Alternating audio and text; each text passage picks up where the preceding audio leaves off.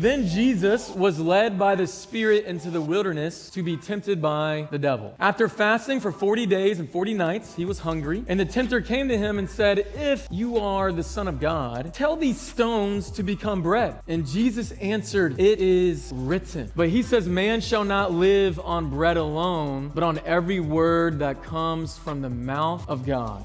And so what do we see right here from Jesus? He goes, first off, he's going into the wilderness, into the desert to fast for 40 days and 40 nights. How long have you fasted before?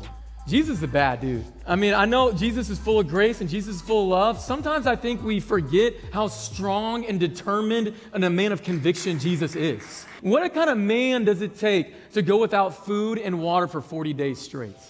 Over a month. Man, and of course, what does that also show? His reliance on the Spirit and on the Word of God. But what's he doing when he quotes this? He's referencing Deuteronomy 8. He's referencing this time when Moses is reminding the Israelites when they went into the desert and they literally had nothing to eat. Their life that's dependent upon food, they didn't have any. Every morning they would wake up and there would be this bread on the ground. And it was just daily miracle of God sustaining their life.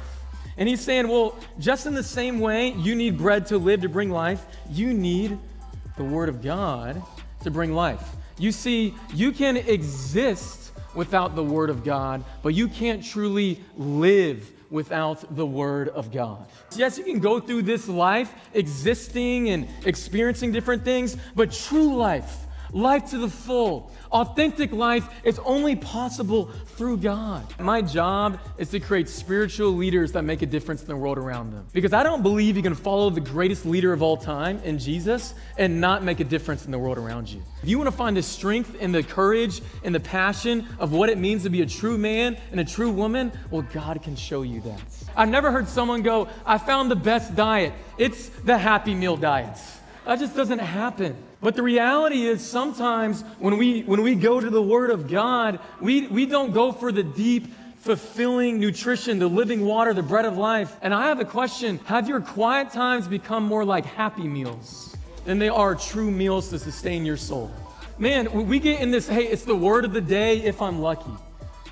Man, I'm not going to spend deep time in the scriptures to go there for life. It's kind of just a checklist. Let me get the most inexpensive, convenient thing in my day for the Word of God and then go on to bigger and better things.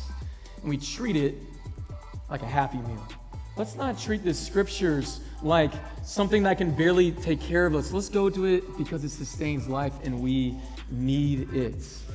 Let's remember the Word that became flesh and that Jesus is full of hope, and Jesus is full of life, and Jesus is full of power.